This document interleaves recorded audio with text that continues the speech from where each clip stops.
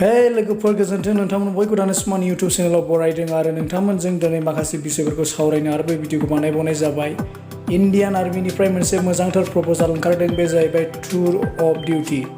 3 बोसोरनि इन्डियान आर्मिखौ सिबिनो मोननायनि मोनसे मोजांथार खाबु लोगोफोर। नोंथांमोन बयबो जायफ्रा इन्डियान आर्मियाव जइन जानो गोसो जायो आरो इन्डियान आर्मिखौ सिबिनो गोसो जायो, हादोरनि थाखाय गावखौ सिबिनो गोसो जायो, नोंथांमोननि थाखाय बे मोजांथार मोनसे खौरां। 3 बोसोरनि थाखाय भलन्टियार आर्मि रिक्रुटमेन्ट खालामनाय जासिगोन थाबैनो जोंनि भारतआव, आरो नोंथांमोननि थाखाय बे मोजां खौरां।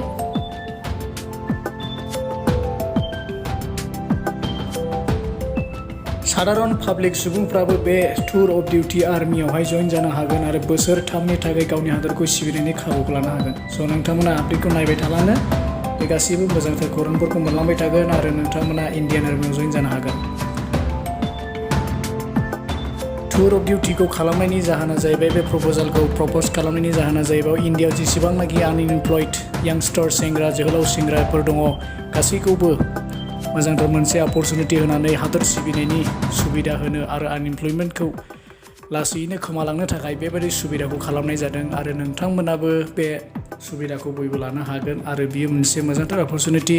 स' नोंथांमोना इन्डियान आर्मि वेबसाइटआवहाय नायबाय थाब्लानो नोंथांमोना बे आपडेटखौ मोननो हागोन आरो रिक्रुटमेन्ट डिटेल्सखौ मोननो हागोन।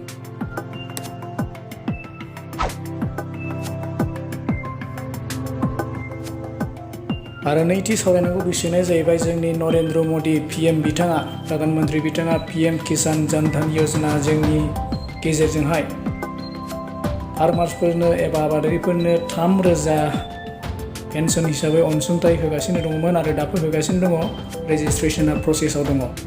नाथाय बेयावहाय मा खालामदों, गोबां मानसिफ्रा माने इमप्लयड पार्सनफोर, जायफ्रा सरकारि साख्रि मावनाय मानसिफोर आरो स्टुडेन्टफोर, माखासे रं इनफरमेसनफोरखौ साबमिट खालामनानै माखासे डेटाफोरखौ कालेक्ट खालामनानै बिथांमोना बे जन धन योजनानि रांखौ 3,000 रांखौ गोबां स्टुडेन्टफोर आरो इमप्लयडफ्रा, सरकारि कर्मचारिफ्रा गासैबो बे सुबिदाखौ लानायनि थाखाय मोनसे फ्रड नुजादों आरो बे गासैबो जेसेबांनाखि रं इनफरमेसन होनानै साबमिट खालामनानै बे जन धन योजनानिफ्राय 3,000 रांखौ जादों आरो हजम खालामदों।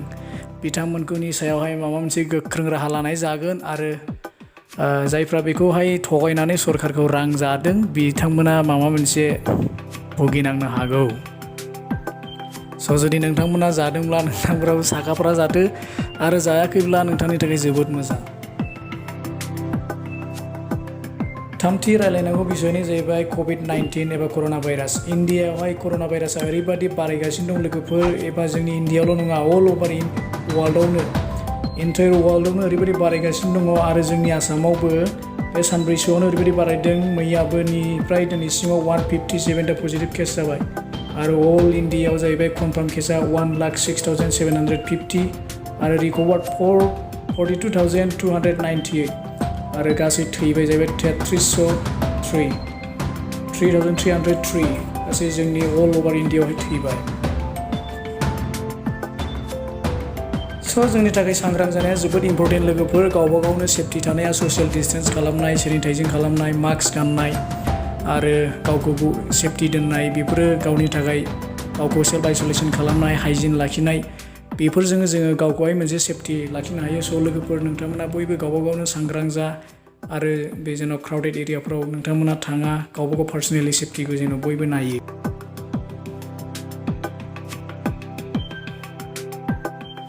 आरो ब्रैथि बिषयआनो जाहैबाय टिकटक।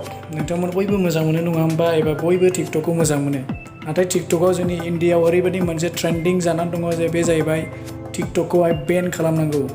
टिकटकखौ जोंनि अल अभार इन्डियायाव ओरैबायदि मोनसे एप्रच खालामगासिनो दङ, टिकटकखौ बेन खालामनांगौ होननानैहाय। मानोना टिकटकजोंहाय रावबो जेबो गियान सोलोंनो हायाखै आरो टिकटकआ मोनसे ओरैबायदि प्लेटफर्म जे टिकटकनि गेजेरजोंहाय मानसिफ्रा जेबो बेयाव मुलाम्फा गैया आरो जोंनि इन्डियायावहायथ' ओरैबायदि जागासिनो दङ, बिफा फिसाजोजों समान मानसिफ्राबो टिकटकआव गाज्रि भिडिअ खालामनानै हगारगासिनो दङ आरो मोनसे बिराद गिदिर खोथा लिकेज जादों। बे जाहैबाय चाइनाया जोंनि इनफरमेसनखौ, जायफ्रा टिकटक इउजार्सफोर, बिसोरनि पार्सनेल डेटा एबा इनफरमेसनखौहाय खावगासिनो दं होननानैहाय गोबां मानसिफ्रा आपिल खालामदों आरो बे आपिला आमेरिकानिफ्रायबो ओंखारदों।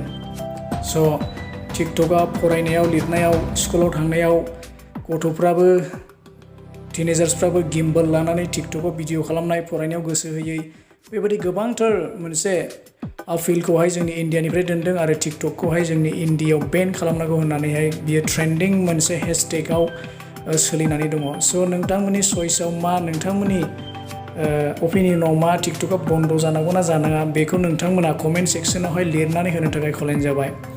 टिकटकआ मोनसे सर्ट भिडिअ प्लेटफर्म आरो नोंथाङा 15 सेकेन्डनि एबा 10 सेकेन्डनि गेजेरावनो बेयाव स्क्रल खालामै खालामै गोबां भिडिअफोरखौ नायनो हायो एन्टारटेनमेन्टनि थाखाय। नाथाय नोंथाङा बेजोंहाय नोंथांनि जे माइन्ड बेखौबो सर्ट माइन्डेड खालामनाय जायो होननानै गोबां बिजिरगिरिफ्रा टिकटकआवहाय भिडिअ बानायगासिनो दङ आरो बियो दा ट्रेन्डिं जानानै दङ। स' टिकटकजोंहाय ओरैबायदि मोनसे डेटा एबा नोंथांनि पार्सनेल इनफरमेसनखौ चाइनाया खावगासिनोसो दङ होननानै जोंनि इण्डियायाव बेबायदि मोनसे भाइरेल भिडिअसफ्रा जागासिनो दं। स' नोंथांमोनाबो केयारफुलि बेखौहाय सानना नायनाया मोजां। नोंथांमोना प्ले स्ट'राव थांना नायोब्ला नुगोन सिगां बे टिकटकनि जे रेटिं बे रेटिंआ जाहैबाय 4.5 मोन। नाथाय दा जोंनि इण्डियायावहाय मानसिफ्रा ओरैबायदि टिकटकखौ मुगैबाय जे टिकटकखौहाय रेट खालामनाया नायदों नोंथांमोना सिगां डाउनाव फैखो 1.3 ल'सै टिकटकनि रेटिंआ आरो टिकटकखौहाय सिगां टटेल 650 मिलियन एबाब मानसिफ्रा बेखौ इउज खालामोमोन। नाथाय दा बेनि रिभिउसआ जाहैबाय अनलि 26 M। स' बे टिकटकआ ओरैबायदि मोनसे ट्रेन्डिं जानानै दङ जे बेखौ बेन खालामनांगौ होननानै जोंनि अल अभार इण्डियायावनो बेखौ एपिल खालामदों।